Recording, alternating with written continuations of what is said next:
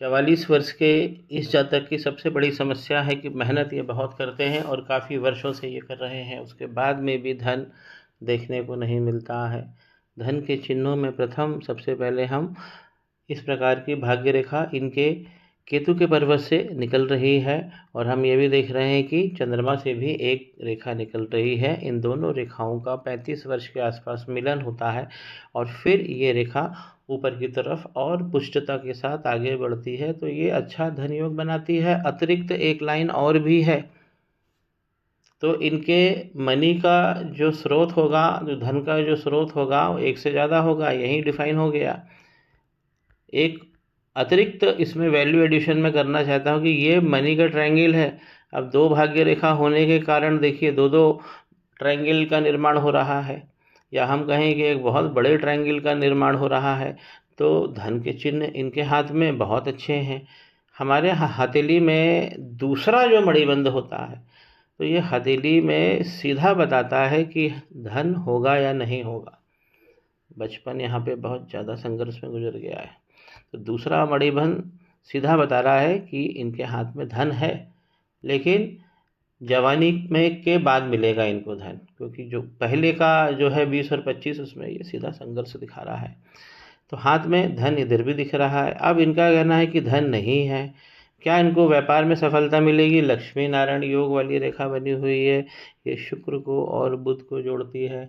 इस प्रकार जब ये लहरा के चलती है तो ये बहुत अच्छे भाव देती है, कंसल्टेंसी से पैसा दिलाती है, आपकी बात लोग मानते हैं, बड़े इन्वेस्टमेंट आप करवाते हैं लोगों से। तो ये कंसल्टेंसी वाली रेखा है। तो मरकरी और इनके जो शुक्र है ये सीधा रेखा बताती है कि इससे मरकरी भी पावरफुल पोजीशन में है और शुक्र भी पावरफुल पोजीशन में है।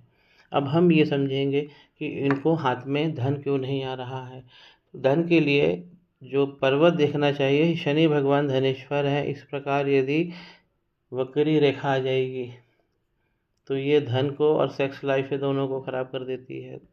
डार्क हो गई है समस्या, बहुत पुरानी, यहाँ से आइलैंड बना के ये चलती है और बीच में ये सफ़ेद होती है।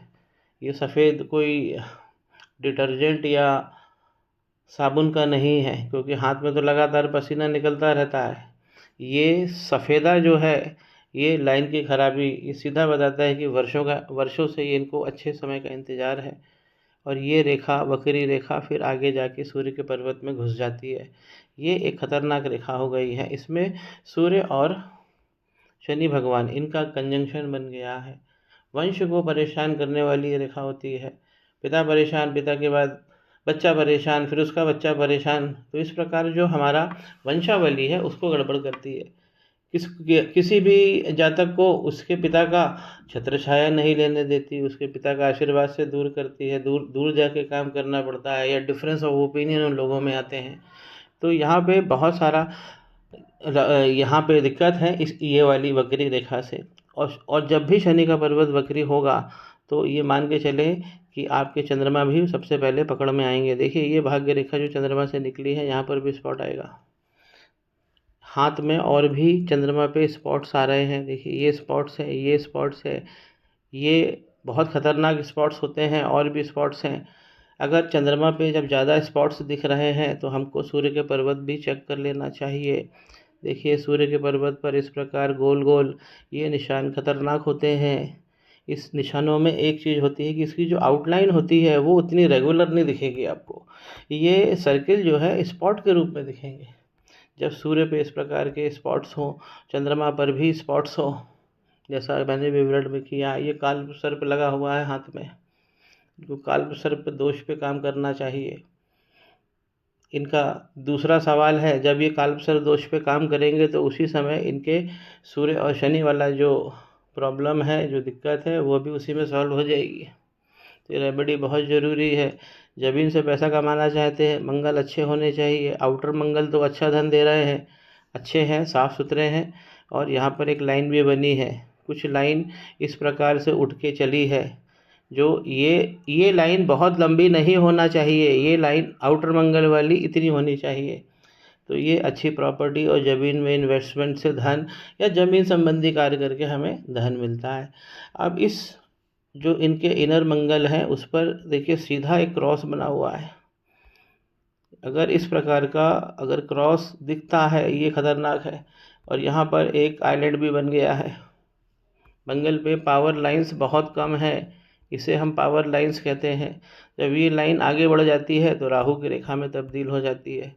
तो यहाँ पर डिस्टरबेंस है और इनके सूर्य तक भी राहु की मार हो गई है। अंगारक इनके हाथ में बहुत स्पष्ट लगा है और गहन हो गया है कालसर्प के कारण। ये अंगारक दोष इस प्रकार जो है रिसोर्स लाइन, एंजल लाइन, महाबली रेखा, इम्यूनिटी लाइन, ये सब हमारी सुरक्षा करने वाली लाइन ये मंगल लाइन है। अभी मंगल लाइन जब जाके जीवन की रेखा में घुसती है, आप देखिए जहाँ घुसेगी वहाँ स्पॉट बनाएगी।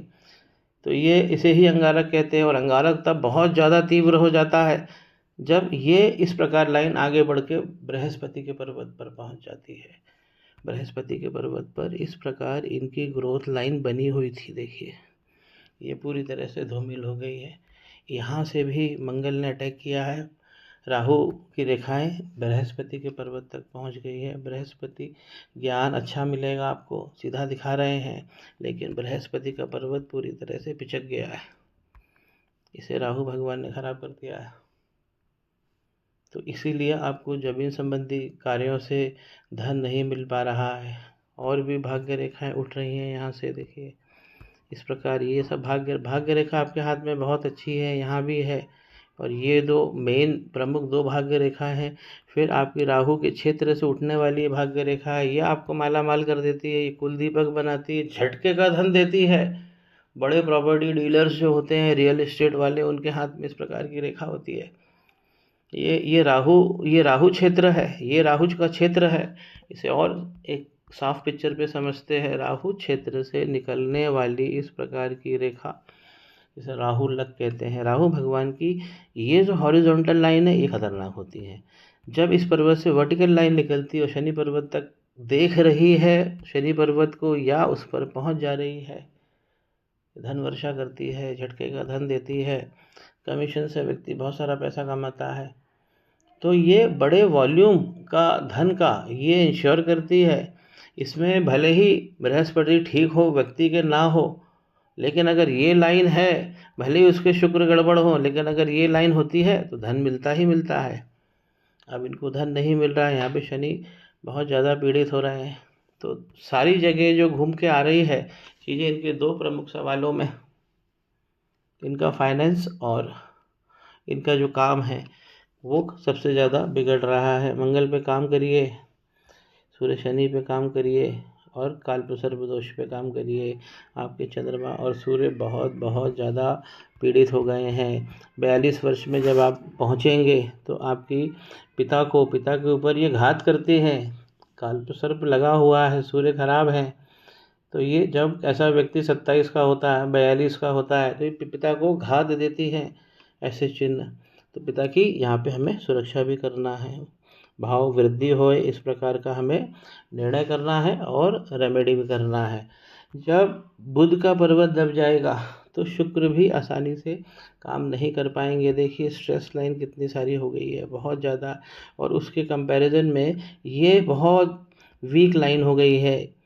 इसे हम अपॉर्चुनिटी लाइन कहते हैं, जो काफ़ी इनके हाथ में अच्छी है, लेकिन ये बेस से निकली होनी चाहिए इस प्रकार। आगे जाकर तो है, इनके बाद वाले जीवन में तो दिख रहा है। स्ट्रेस लाइन अगर इस यहाँ तक आएंगी तो ये दाम्पत्य का क्षेत्र है हमारे शुक्र का। तो अगर ये स्ट्रेस लाइन यहाँ तक आती है तो हमारे दाम्पत्य पे भी असर पड़ता है। यही आपकी विवाह रेखा भी बता रही है, यही आपका तीसरा मणिबंध भी बता रहा है। स्ट्रेस आपके दाम्पत्य पे भी आ रहा है। और आप समझिए कि जो आपकी धन रेखा है, ये दूसरा मणिबंध धन के लिए देखते हैं। आरंभिक जीवन में आपने संघर्ष देखा है धन का, तो आगे नहीं देखना है। और इस प्रकार ऊंचा नीचा नहीं होना चाहिए हमारा हाथ। यहाँ पे आप त्वचा का कोई ट्रीटमेंट कराइए, क्योंकि ये मणिबंध पे इस प्रकार की फुंसी होना ठीक नहीं है। पहला मणिबंध इस प्रकार बना है और ऊपर वाला चंद्रमा की तरफ से इस प्रकार की बहुत सारी लाइन निकल रही है, आगे जा रही है, आइलैंड बना रही है और शुक्र के पर्वत पर तिल का फॉर्मेशन कर रही है।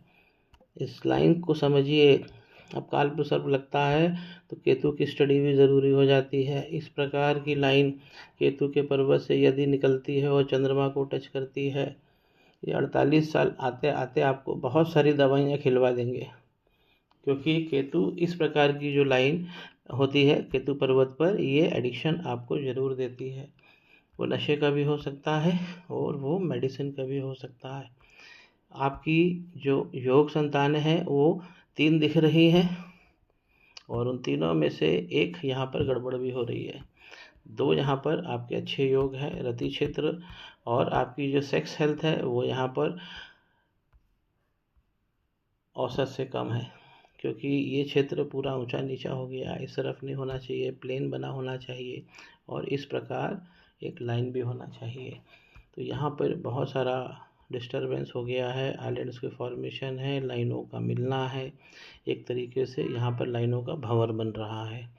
शुक्र का पर्वत भी यही दिखा रहा है।